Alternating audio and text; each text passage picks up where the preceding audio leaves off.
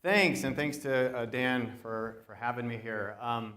I very much enjoy getting opportunities to speak. As Chief Technology Officer, I'm going to work really hard to make this interesting, because typically you see Chief Technology Officer, you don't expect excitement. I was very fortunate to go to Investor Day for LendingTree 2 years ago in New York City.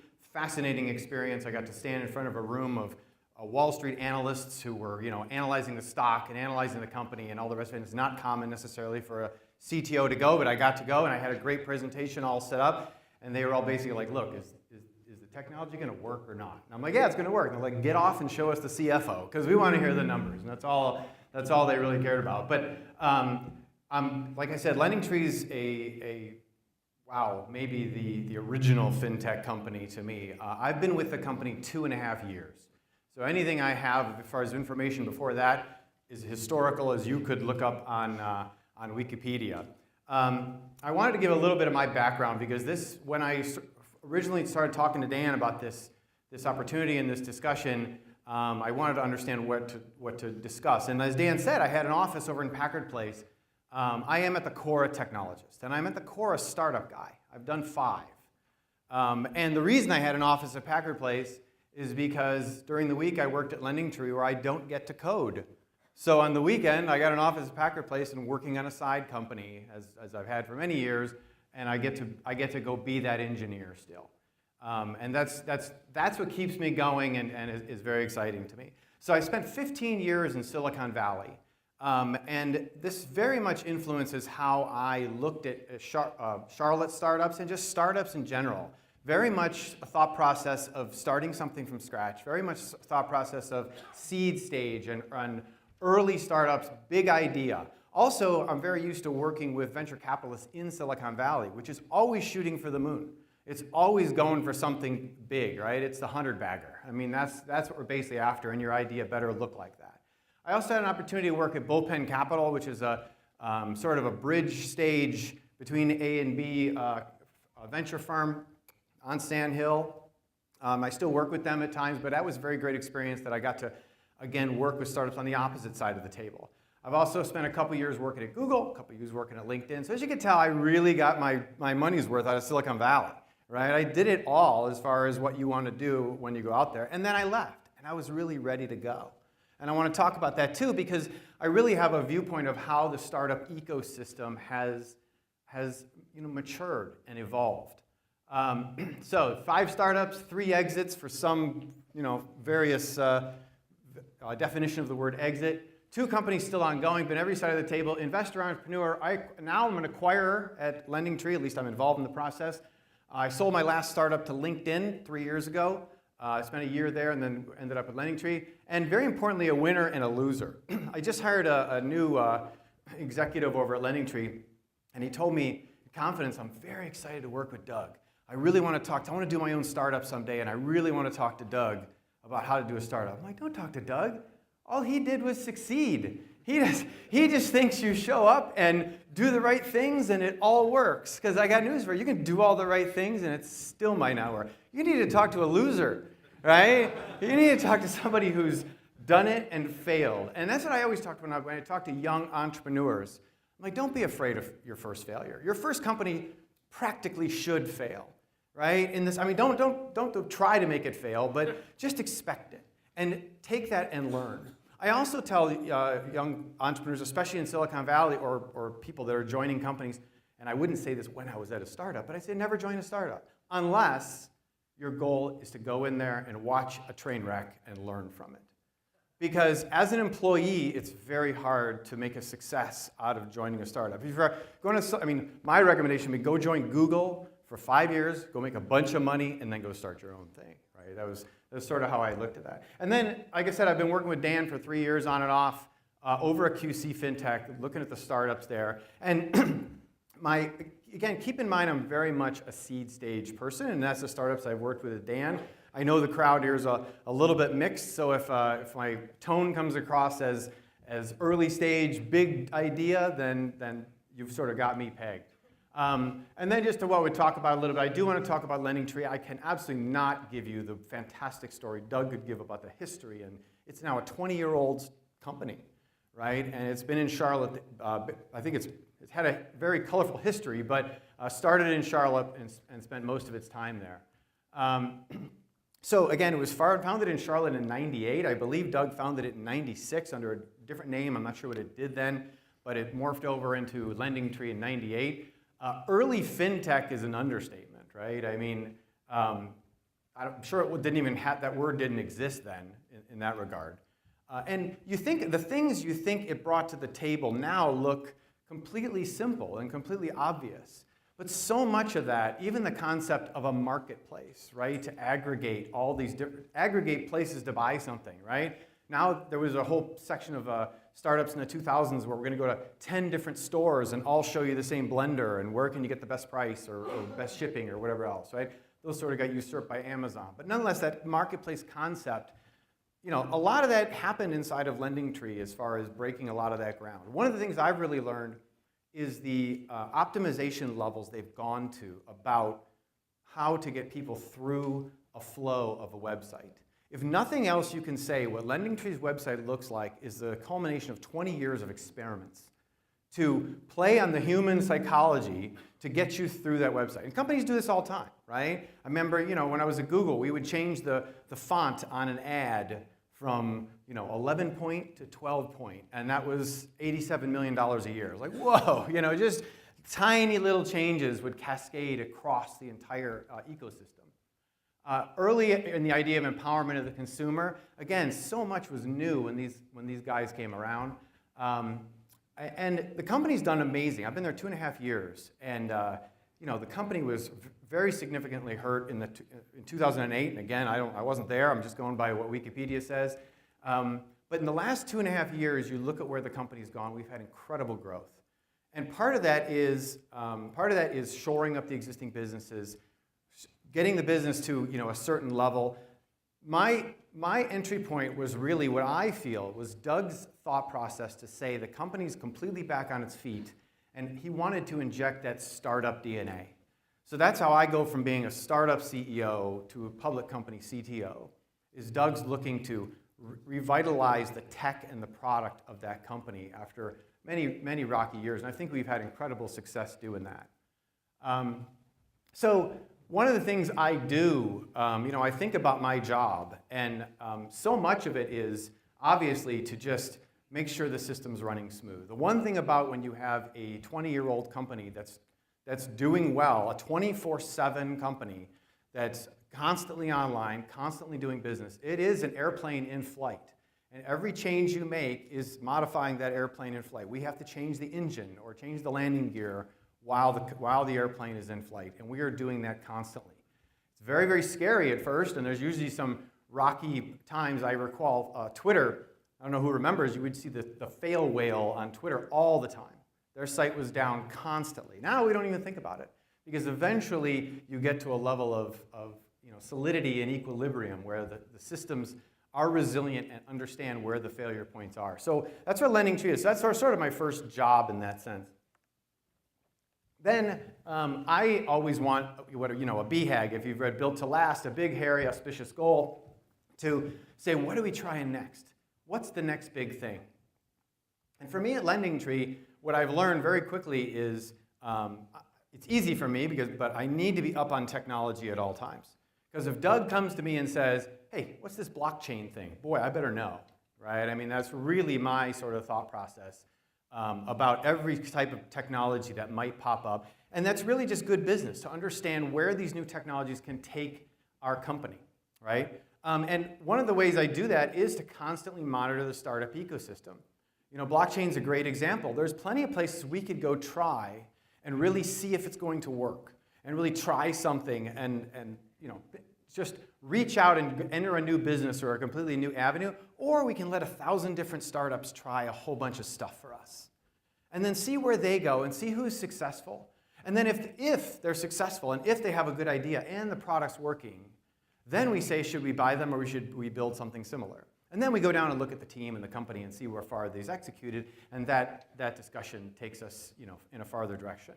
So, you know, that is really where I did talk to Doug about blockchain, and that's really where we are right now. Because we're watching dozens and dozens of startups to see where they go. Plenty of them are in mortgage. Plenty of them are in identity. Plenty of them are in currency, obviously. There's just a lot of thought process there. And again, we work with startups where we can buy, build, and encourage. In the last 3 years, since I've been there, LendingTree has made 7 acquisitions. Some quite big, some small.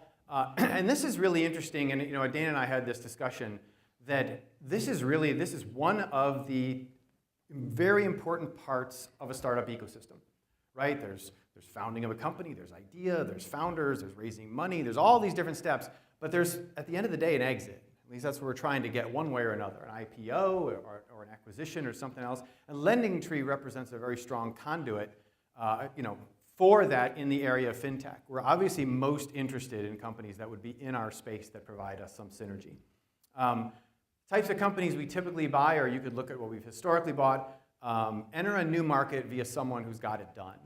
Our latest acquisition was Quote Wizard, which LendingTree was never in the insurance business. We're now in the insurance business. Obviously very related, similar business, similar idea, and diversification of the company.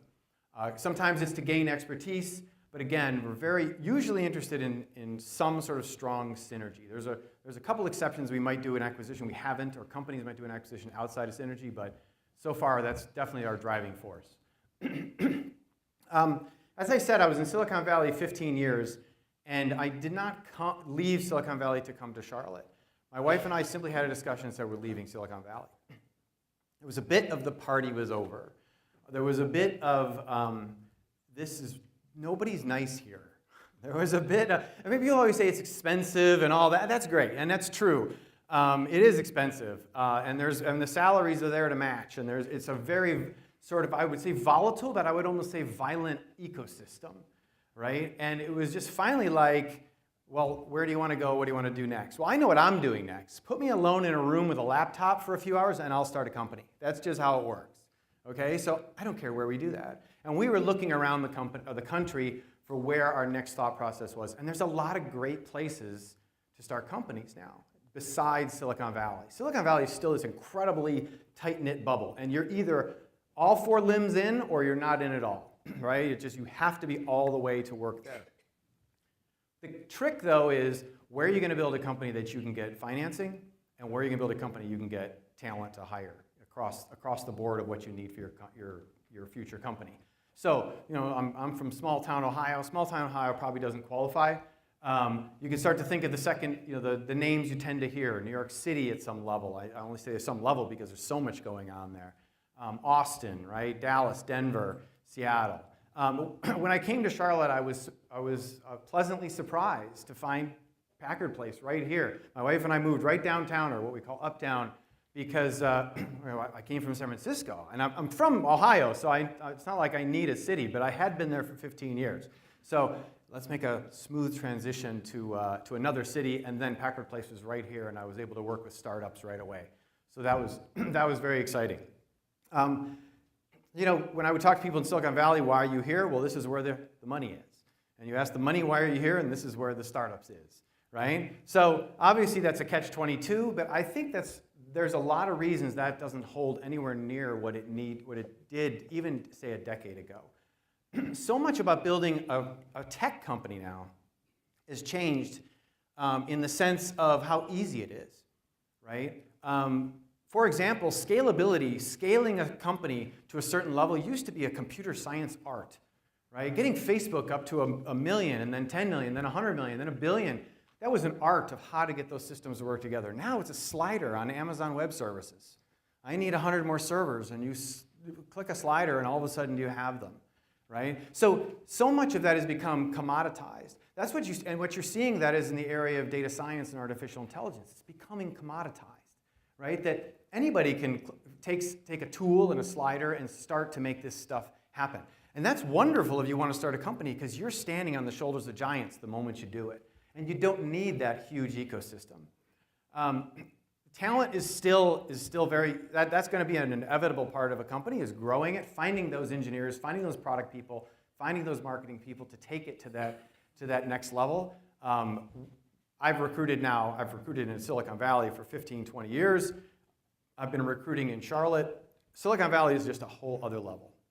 No engineers looking for a job, and they've all got 5 offers, right? And if Google wants them or Facebook wants them or Airbnb wants them, they're gone.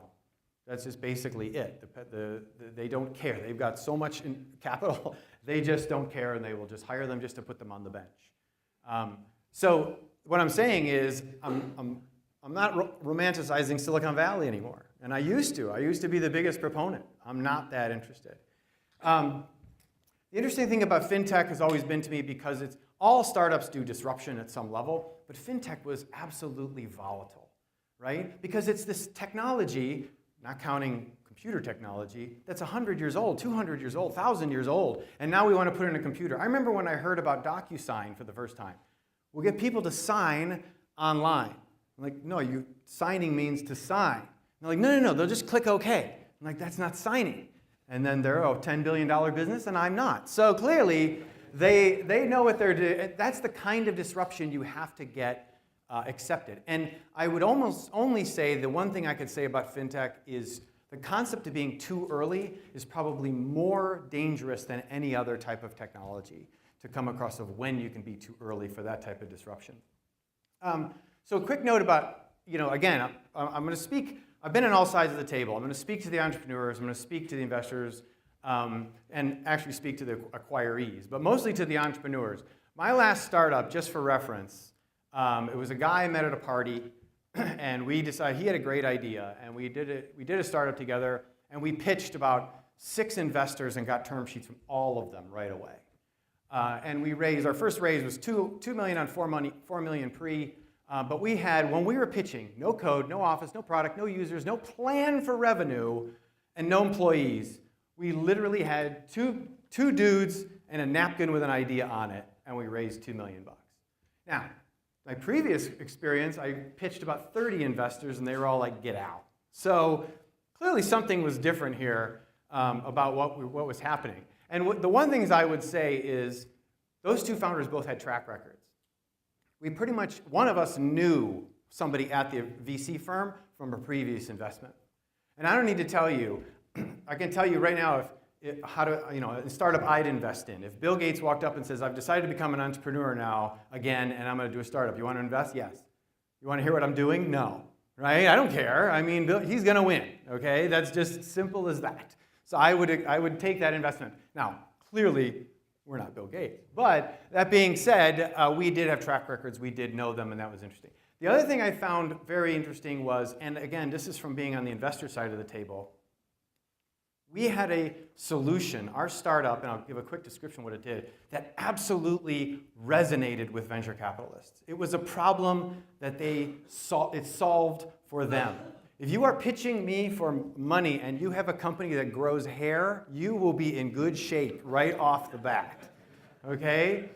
So what our startup did was, if I had a meeting with you, it would analyze my calendar, figure out the meeting with you, find you on LinkedIn, Pinterest, Foursquare, YouTube, AngelList, Twitter, find you across all these social networks, grab all your information, and give me a dossier about you. And the moment I walk in the meeting, I'd say, Bob, great to see you. How's your wife, Jane? I know you love the San Francisco Giants. Did you see they won last night? It basically gave you this full-blown dossier of what had happened. Venture capitalists meet 10 people a day. And now they're getting a text message that says, you're about to meet Bob. He hates the San Francisco Giants. They lost, or whatever you needed to open that conversation. It resonated with them. All I'm saying is if you have a company that doesn't resonate, you have to go the extra mile to get them to understand that this investment matters. Another company I invest in, great market potential, product that works, defensible moat, significant growth with reasonable expectations will continue, capable, proven, stable team, very important one, existing revenue, and as always, a clear use that the money I would invest in you is going to do something. It's going to take the company to the next level. Now, the only thing missing off that list is what the company does, what the product is. Right? That's a very key part of this is that so often when you're, especially in a later stage, it's really about the numbers, the team, the market. And if you're a seasoned investor, and I talk about this a little later, that chances are the initial idea of whatever your company is going to build, it's going to change. I think out of my 5 startups, probably 4 of them largely completely pivoted to a different product idea because the first one wasn't working. That being said, By doing the first one, we learned what the second one was going to be and what was going to work. So, as an entrepreneur, of course, your top concern is building a great company. And if you're from Silicon Valley, we're going to change the world, right? I mean, there's all this, it's very lofty, it's very wonderful. You know, as it turns out, if you run out of money, it's very hard to start changing the world. So I recommend you focus on the first one, keeping a business alive, keeping it going forward. And if you can change the world in the process, good for you. That's awesome. The pitch I often hear, and I've heard this from at least three entrepreneurs in Charlotte, I can't get users until I get funding, and no one will give me funding until I have users. Yeah, that's your job, right? Now, at a seed stage, the investor can take a bet on you, and that I would encourage. But there's some point where if you didn't prove it, you didn't prove it. And the business should have its own legs to make progress. So the other one I always get from entrepreneurs is, why should I raise money at all? And that's actually a really good question, because the first thing you want to do is say, is this business worth it? Because a lot of businesses take money that shouldn't. They're not going to get big enough. They're not going to be interesting enough. The other one, what I always get is, well, I don't want to give up any of my company. And I'm like, you have nothing. You have a napkin. You're not giving up a company. You're giving up part of a napkin. That is a really good bet. You're selling risk. When you are an entrepreneur taking money, you are selling risk to the investors.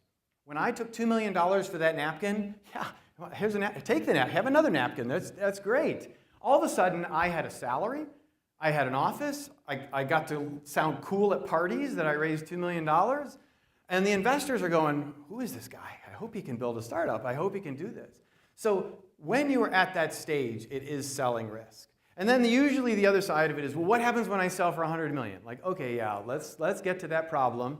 And so tell me what Ferrari you can't buy with $50 million if they took half your stock versus $100 million. So usually the decision to take money is about the business.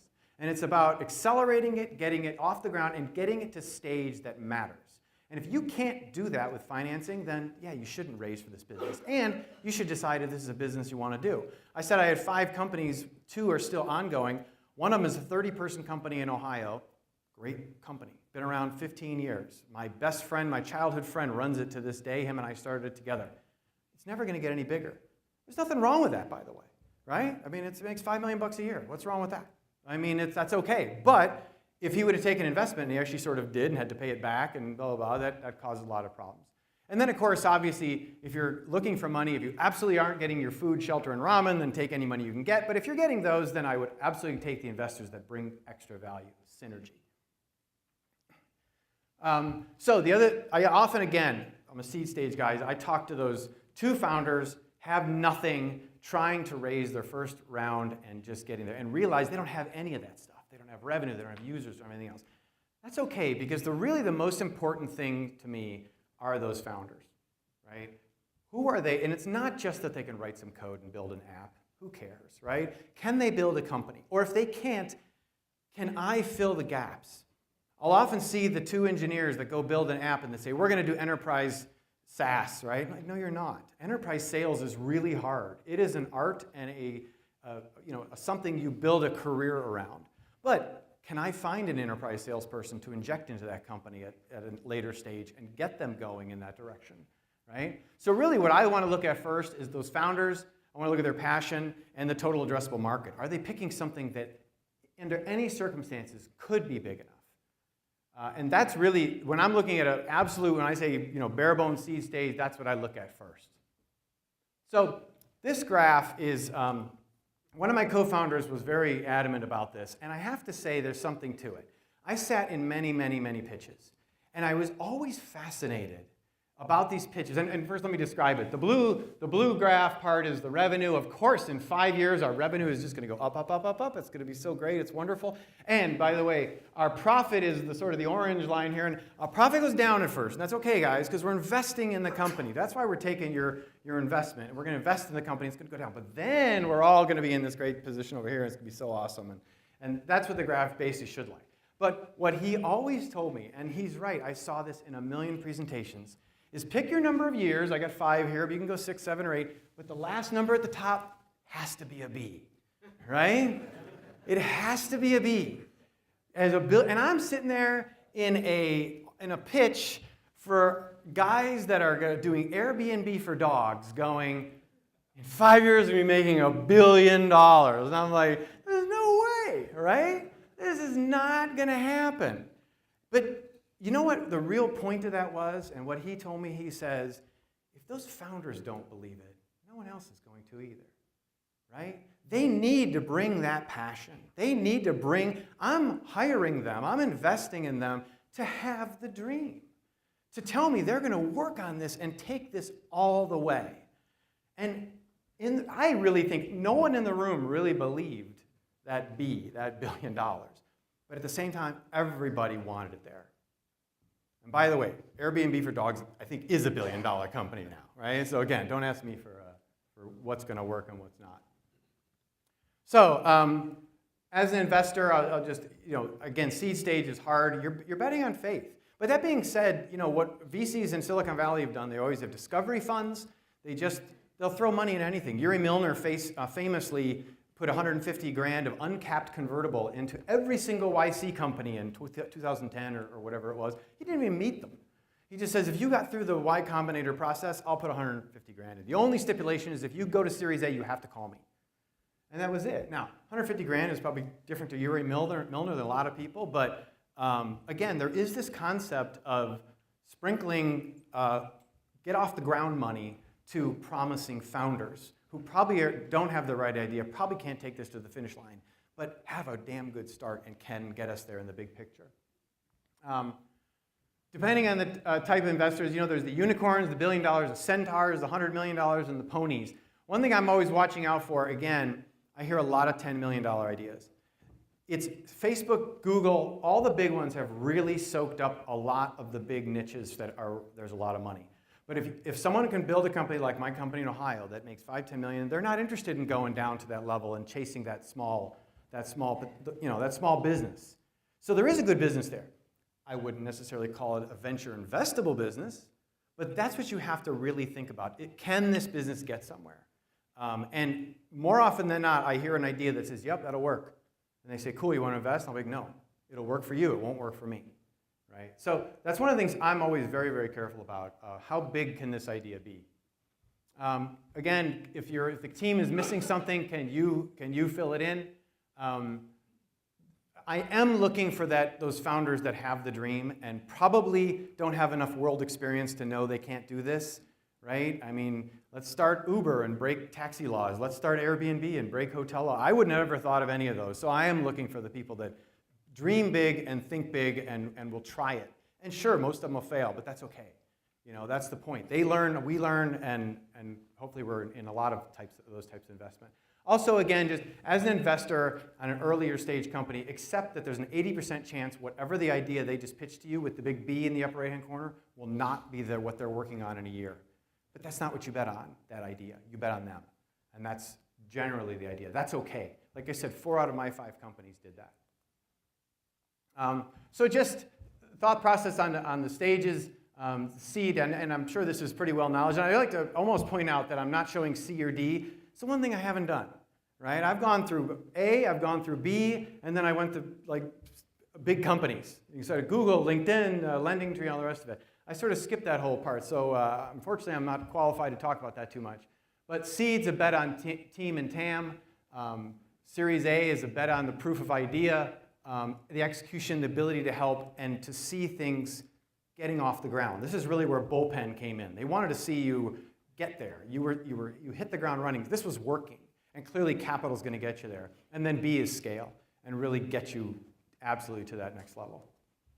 And then lastly, like I said, I'm not sure why I put the other discovery fund there with the idea of betting on founders. But as far as the acquiring goes, and again, I'm very involved in the M&A process at LendingTree. I tell them, don't pull me in until you have to pull me in, because as soon as you get pulled in, all these extra rules apply to you and all the rest of it. That being said, I do have to come in and look. And as I've told Doug, it'd be very unlikely I would ever veto an M&A transaction because the technology was bad. It's always bad. It's a mess, right? They're a startup. We can deal with whatever we were doing there. And it's very rare we would buy a company for technology. Anybody can build anything now. Again, there's so much. Last real technology company, like Google or something to that effect. I would sit at Bullpen Capital, and they had me in the room to review startups. Will the tech work? And I'm like, yes, the database will serve web pages. Yes, it'll work. I mean, there's nothing to say, right? So much of what we call technology is barely technology now, right? You get a WordPress blog, and you've got a site. And this is coming from a technology guy. I'm just being realistic. It needs to be there. I wanted to know they did it and they built it. But that's not the most important part. Synergy with our business. Once in a while, there's a build versus buy. But that's rare too. What I really want is you look at something like Quote Wizard. They didn't just build a website that comparison shops insurance. They made deals with their partners. They did marketing to get a brand out there and channels. They've got an existing user base that knows how to use them. That's what's interesting. That accelerates our business and moves us forward right away. It's the whole holistic view of that business, not one simple little part. In the Silicon Valley world, you very often buy users, just users. If you got a competing product, you buy them and make them use your product. That's fine. Once in a while, you do acqui-hires, right? And this has happened to a startup or two of mine. Engineers are so darn hard to find. If you can buy 5 engineers that know how to work together, that's worth it. And the going price, last I looked in Silicon Valley, was like $500,000 to $1 million per engineer, and they'll buy the company just for that. I always tell engineers, if you're looking for a job in Silicon Valley, don't. Go find 3 other engineers, go build the dumbest iOS app you can think of, call it a company, and then get yourself acqui-hired, and you get a nice sign-on bonus, as far as that goes. So thanks. That's everything I had. Well, like I said, thank you again for allowing me to speak here. I'm very excited for this conference, and very excited for what Dan's pulling into Charlotte. This is super exciting. Thank you. Fantastic. Thank you so much. Yeah.